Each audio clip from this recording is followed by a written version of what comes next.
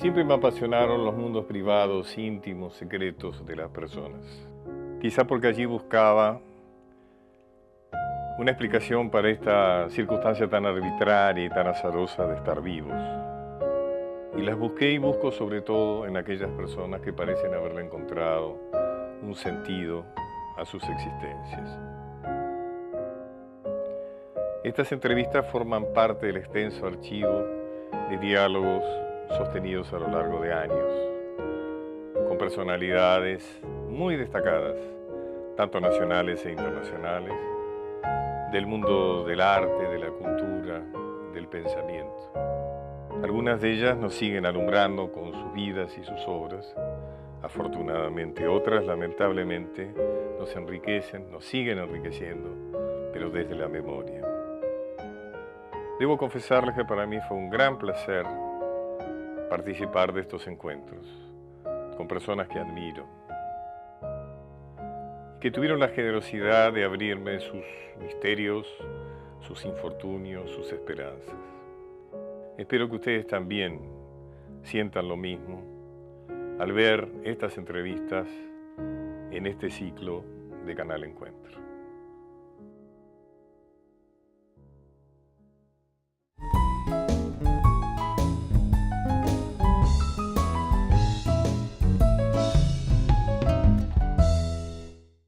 Para mí el cine es una aventura que hay que correr, y si no se corre esa aventura, pues mejor te quedas en casa, que se está muy bien en casa también, muy tranquilamente, ¿no? Carlos Saura nace el 4 de enero de 1932 en Huesca, Aragón, España. Desde su juventud, la fotografía es su gran pasión. Considerado un pionero en el cine de autor de España, su obra es una reflexión permanente sobre la realidad y la historia. En 1959 debuta como director con Los Golfos, en el que aborda la problemática de la delincuencia juvenil. En su film La Casa, trata de manera metafórica la Guerra Civil Española.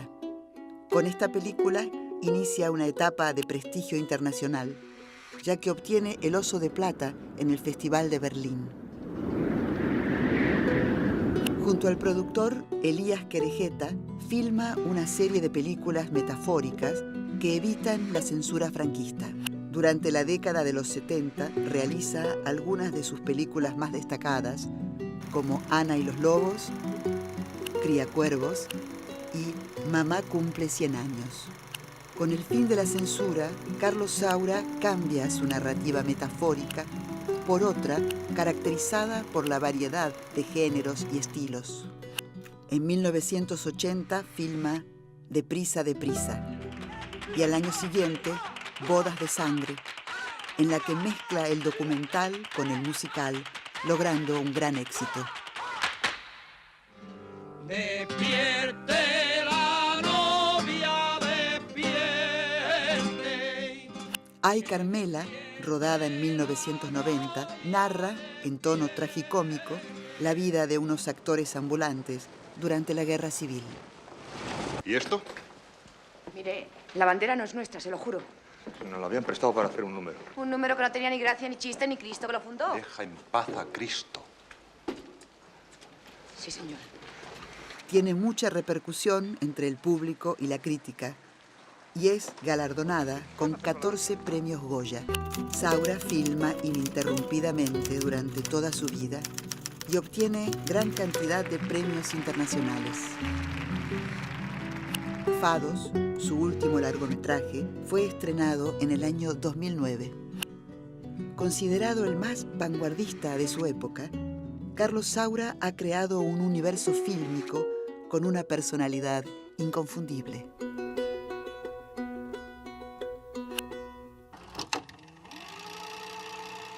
Eres un director de más de 30 películas, ¿no? Te has dado el gusto de dirigir cine, ¿no? Un milagro, ¿no? Cuando empecé a hacer cine, cuando hice Los Golfos en el 59-60, bueno, fíjate lo que he llovido ya, y como fue una catástrofe porque la censura la trituró y todos los vaticinios eran negativos, pensé que ya nunca más haría una película, ¿no? Luego hice una segunda, pensé que nunca más haría la tercera, Hice la tercera, pensé, de verdad, que nunca más. Y luego ya pensé que, bueno, que a lo mejor sí seguiría haciendo cine y hasta Y ya, hasta tres aquí. veces ya dejaba de ser un milagro, ya Pues era sí, pues un poco, casi sí. un hábito, claro. A mí me encantó una declaración tuya cuando terminó el franquismo, que dijiste, bueno, ahora voy a poder hacer el cine que quiero hacer, ¿no? Que antes tú habías sentido algo, por decir algo así, como una especie de responsabilidad ética, de hacer de alguna manera un cine que, aunque sea muy metafóricamente o demás, hablaba de la dictadura, ¿no? Al contrario de otros directores que se pusieron a hacer cine político recién cuando terminó el franquismo, ¿no? Sí, sí. Sí, bueno, eso yo supongo que es algo que suele suceder, porque compañeros míos decían, no, yo no haré nunca cine mientras esté aquí don Francisco Franco, ¿verdad? Nuestro dictador eminente, no haré cine. Cuando se muera, entonces ya veremos, ¿no? Se murió Franco y no hicieron cine nunca. En algún momento leí una declaración donde decías que si hubiera sido por España hubiera filmado mucho menos de lo que filmaste. Si hubiera sido por mi país, Claro. no hubiera filmado nada, ¿no? Nada. Ajá. No, yo creo que no. Ya la primera película mía fue ya de unas complicaciones enormes, ¿no? No sé si lo he contado alguna vez, que llevamos un guión que tendría, pues no sé, 90 páginas al ministerio y bueno, y cuando volvimos nos dijeron, no se puede hacer la película. Cuando volvimos allí tenía 60 páginas dobladas. Las que no. Que son las que no. Las que sí estaban Apenas enteras. las 2/3 partes, no. Ajá. Entonces discutimos ahí con la persona. ¿Cómo era la experiencia? Uno llegaba y estaba un censor y uno discutía con el censor. No, verás, era más complicado porque tenías que pedir audiencia casi, ¿no? Entonces te recibían, entonces había una especie de secretario o director general de cine, no recuerdo el nombre, ¿no? Que era el que, como veníamos de la escuela de cine y tal, pues nos recibía, si no, tampoco nos recibía nadie, ¿no? Pero, y recuerdo que tenía el guión ahí y le dijimos, hombre, así no se puede hacer la película, es imposible, ¿no? ¿Cómo vamos a hacer esta película con 60 páginas anuladas? Además es una película inocente, que era verdad, ¿no?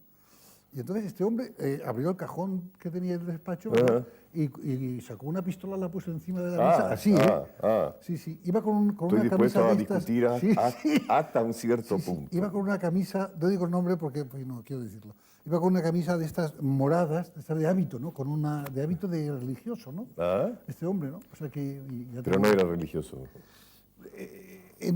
Yo creo que estos hábitos en esas camisas en esa época eran como promesas o algo así, ¿verdad? Que se hacían, ¿no? Defensor de la moral y las buenas Sí, costumbres, pero evidentemente, activo, ¿no? digamos, Sí. militante. Digamos. Sí. Bueno, de la censura española supongo que, bueno, que en tu país también habrá pasado cosas de estas, pero... No, allí nunca hubo una No. censura formal, por eso más bien era el miedo y la represión directa, ¿no? Ya. Pero esa experiencia de la censura formal, había un despacho Sí, y un hombre que era el censor. No, había unos censores, ¿no? Y Claro. había escritores Camilo José conocidos, Cela y- no era un censor. Sí, y otros Otros que no, mejor no nombrarlos.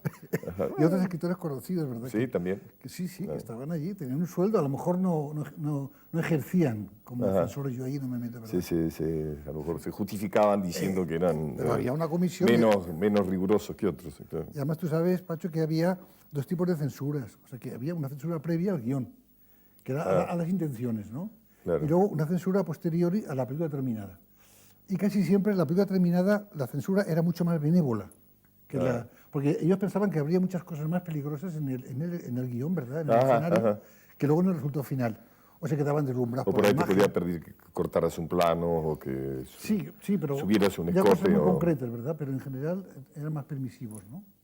¿Y la censura se centraba más en el aspecto sexual, erótico o en el aspecto ideológico, digamos? No, yo creo que el ideológico era fundamental. Era ¿no? fundamental. Y luego el sexo, bueno, la iglesia, el sexo y el ejército, bueno, todos los grandes pilares de las estructuras de nuestros países, ¿verdad? Tenían además asesores, ¿no? O sea que no solamente... Bueno, tú estabas y discutías, él te decía, esta escena no puede ser. No discutías. No. No discutías. No había discusión posible. Escuchabas. Nada. Había un informe y se acabó, ¿no? Decían que no, que sí, y ahí estaba. Luego, el productor, sobre todo, más que nada, el productor mucho más que yo, ¿verdad? Luchaba, trataba de llegar a unos acuerdos, ¿verdad? Pero a veces no se conseguía nada. Yo me acuerdo que había algunas películas tuyas en que la metáfora era muy clara, como La Casa, por ejemplo, ¿no? Sí, bueno, todavía en La Caza, ¿verdad? Pero había una que era una especie de cuento, que era Ana y los lobos, Alain donde Delon, había tres personajes que representaban directamente, era un cuento de hadas, Claro, cómo no. pero con personajes, ¿verdad?, con arquetipos, digamos, ¿no? O sea, que estaba la iglesia, estaba el ejército y estaba el sexo, ¿no?, directamente. Y esa película realmente pues tuvo muchísimos problemas, ¿no? Muchísimos problemas. Ahora, cuando tú decías eso de si hubiera sido por España hubiera firmado mucho menos, creo que también te referías a etapas posteriores, ¿no? A ese hábito que los argentinos hemos heredado maravillosamente. Y es algo así como la dificultad del reconocimiento, ¿no? Sí, lo que pasa que no sé, supongo que Argentina es igual, uno se acostumbra a eso, ¿no? O sea, que tiene que aceptarlo como una condición inevitable de vivir en un determinado país, que es España, ¿no? O sea, que uno ya sabe que aquí en cuanto uno descuide un poco le dan con el martillo, cuidado, no saques la cabeza, no debes sacar la cabeza. No, yo he dicho eso y lo digo, lo sigo diciendo todavía, ¿verdad? Y es que, por suerte, en mis películas se ven en el mundo entero, ¿no? De alguna u otra manera, se ven. Entonces, eso me permite a mí tener una libertad muy grande, me ha permitido siempre tener una gran libertad a la hora de hacer un proyecto, ¿no? Pero si hubiera sido solamente por España, seguramente hubiera hecho muy poquito cine, ¿no? ¿Tú dirías cuáles han sido las constantes de tu cine? Decíamos, bueno, la época del franquismo ha sido más claramente un rechazo al autoritarismo y un rechazo a los prejuicios, ¿no? A los prejuicios morales, entre comillas, que daban base, ¿no?, al autoritarismo. El autoritarismo generalmente se basa siempre en principios supuestamente altruistas, ¿no es cierto?, de cuidar que el ser humano no se desvíe, en fin, que no vaya por la mala senda, ¿no? Pero ¿cuál te dirías que han sido como las constantes de tu cine, ¿no? No sé, es difícil de... Es difícil. Para mí es muy difícil. Lo único que puedo decir es que siempre que hablo de mi cine, ¿no?, pues sale este tema, el tema de la censura, el tema del franquismo, que es verdad, ¿no? Y yo siempre digo que bueno, que sí, que estábamos obligados, de alguna manera, a contar las historias dando un poco la vuelta, ¿no? Porque no se podía contar, evidentemente, las historias directamente. Yo no podía hablar de la Guerra Civil Española directamente, pero podía hablar metafóricamente o dando una pequeña vuelta, ¿verdad? O con elementos simbólicos y tal. Pero es que yo debo decir que coincidía eso y he coincidido con mi forma de ver cómo se debe hacer el cine, cómo yo quiero hacer el cine, ¿no? O sea que a mí he hecho alguna película que se podría denominar costumbrista, he hecho, ¿verdad? Pues he hecho Los Golfos, varias, ¿no? En Madrid de vez en cuando. Pero en general mi cine no es tan realista en ese sentido, ¿no? O es de un realismo mucho más amplio, digamos, ¿no? Más imaginativo, ¿no? Tú tenías una madre pianista, o sea que, bueno, has tenido un hermano, Pintor. uno de los pintores más famosos de España, ¿no?, Antonio Saura, más destacado. Y tú comenzaste con fotografía, recuerdo, ¿no es cierto? Sí, y sigo siendo un fotógrafo. Sigue siendo Un fotógrafo. fotógrafo amateur. Pero sigo siendo fotógrafo, sí. Además eres un melómano, ¿no? Además la música, sí, eso se traduce en tus... Además has hecho musicales, y podría decirse groseramente. Sí, claro. Has hecho varios musicales, ¿no? Flamenco, tango, etcétera, ¿no? Sí. Yo suelo decir que siempre he hecho musicales. Siempre has hecho musicales. En las películas más de ficción, aparentemente que no, porque la música ha sido siempre para mí esencial en la verdad, en toda la película, ¿no? Y siempre he tratado de utilizar la música de manera distinta a cómo se utilizaba, ¿no? Porque no hay nada que me ponga más enfermo que esa música, ¿verdad?, que subraya, como en el cine americano, ¿verdad? Todavía ahora, que ya es una vergüenza, pero en los años 50, 60, 70, ¿no?, que subrayaba todavía una comedia, ¿verdad? Y de repente, yo no puedo, yo no lo soporto. Y están los teorizadores, ¿no?, que dicen que la música nunca se debe... Porque siempre debe pasar desapercibida, ¿no? Y algunos que dicen que la música está ahí para acompañar, ¿no? Hay muchas teorías. Buñuel decía que él nunca, jamás la música en el cine... Y luego, cuando hizo Tierra sin par, metió una sinfonía completa de Brahms, ¿no? O sea que... Claro. Bueno, pero él siempre jugaba ese era su juego, ¿no? Claro. No, yo he aceptado desde el principio que la música valoraba muchísimo las imágenes y que había que meterla bien, ponerla bien puesta. Además en tiene su lugar, títulos, ¿no?, musicales, ¿no? Desde El amor brujo hasta Ay Carmela, ¿no? Digamos como títulos, desde títulos muy musicales también, ¿no? Sí, puede ser, puede ser. Pero ya te digo, la música para mí es... podría decir que si tuviera o pudiera pensar en una gran frustración de mi vida sería quizá no haber sido músico. Uno filma o escribe aquello que no logró filmar o escribir en la obra anterior? O sea, cuando uno termina un libro, o te hablo del libro también porque también eres novelista, has publicado no hace mucho una novela, pero uno escribe o filma aquello que no logró filmar o escribir en la obra anterior. O sea, una obra genera la siguiente, digamos. Es que, no sé, claro, dependerá de... En mi caso puedo decir que hay películas que hubiera querido hacer, que nunca he podido hacer, Ajá. por problemas económicos generalmente. Un caso concreto es precisamente el de mi novela Esa luz, que era un guión que estuvo a punto de hacerse varias veces al principio, y como no había manera de que se realizara porque era costosísimo, dentro de la guerra de España había batallas, había de todo, ¿no? Entonces decidí que era más fácil para mí, porque no quería perder ese tema que me interesaba mucho, más fácil, no más fácil que fuera escribirlo, pero que me parecía que era mejor escribirlo que no dejarlo abandonado, ¿no? Entonces me puse a escribir Esa luz como una novela, ¿no? Y salió como novela, donde claro, es más fácil el explicar, digamos, una batalla sin necesidad de que tengas los tanques y los cañones y las ametralladoras y los soldados. Esa es la gran enorme ventaja de la literatura, ¿verdad?, sobre el cine, ¿no? Donde uno puede fantasear muchísimo más, ¿no?, que en el cine. Tú hablaste de producción, dificultades de producción, de aspectos económicos. Yo estoy seguro de que tú podrías haber filmado en Hollywood.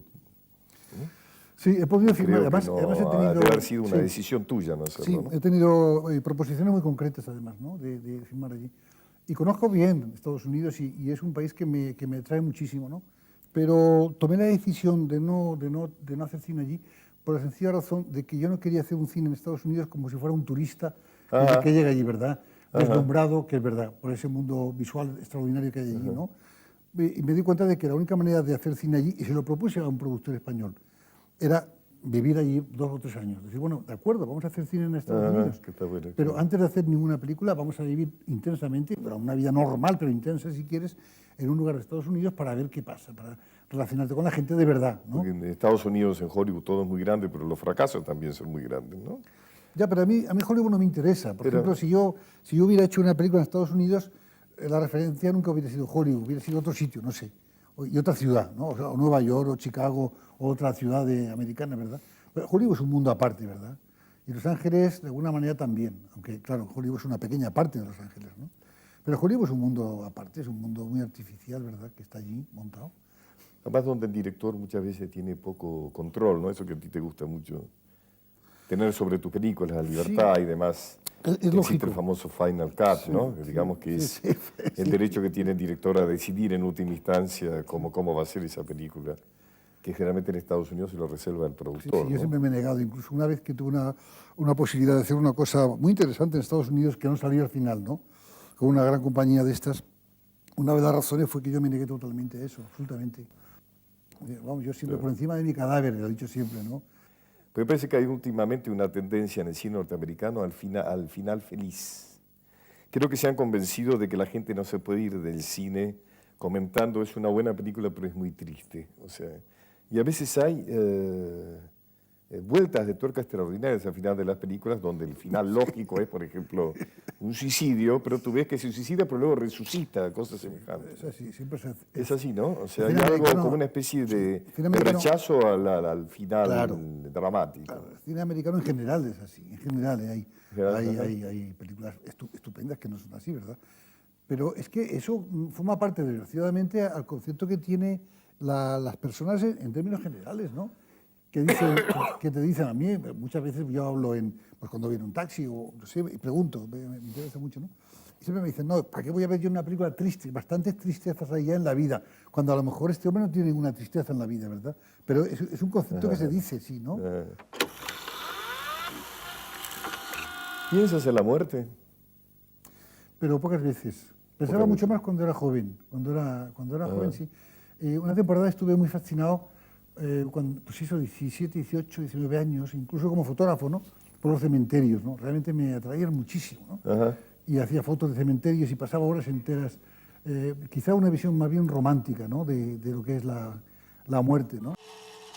Cuando pienso, pues no me gusta mucho, ¿qué quieres que te diga? No, o sea, a mí esas personas que dicen, no, la muerte vendrá, claro, ya sabemos que va a venir, ¿no? y que bueno, que vamos a esperarla. Pues a mí me parece que la muerte es un desastre, ¿no? Es una catástrofe, porque la vida está muy bien, ¿no? Y sobre todo eso de respirar me parece que es esencial, ¿no? O sea, y cuando deja uno de respirar o tiene angustias, que a veces he tenido una neumonía hace unos años y me di cuenta de que esto de la muerte es fatal, ¿no? O sea, que lo mejor sería no llegar o llegar de una manera muy dulce, digamos, ¿no? ¿Estás contento de lo que has hecho? O sea, ¿o siempre hay una insatisfacción que te ayuda a seguir haciendo cosas? Yo soy muy fatalista en ese sentido. Fatalista. Muy fatalista. Creo que uno hace las cosas en el momento en que tiene que hacerlas y como hay que luchar por hacerlas y hacerlas bien y lo que uno quiere, porque me parece que lo ideal sería eso, lo ideal es poder hacer lo que tú quieres, ¿no? O sea, que a veces con dificultades, pero bueno.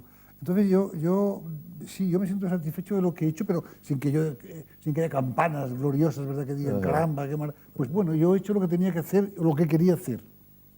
He hecho lo que quería hacer. Sí, y sigo haciendo lo que quiero hacer. En eso he sido un poco drástico, ¿verdad? O sea, que siempre he tenido la fortuna, la suerte, no sé qué es, ¿no? La posibilidad de ir haciendo aquello que más me gustaba, ¿no? Y en el cine igual. No he hecho ninguna película, de verdad lo digo sinceramente, que no haya sido lo que yo haya querido hacer. Esto no quiere decir que sea buena, regular o mala, es otro valor, ¿verdad? Pero siempre ha sido lo que quería hacer, ¿no? Si no es una aventura, el cine no me interesa hacerlo, ¿no?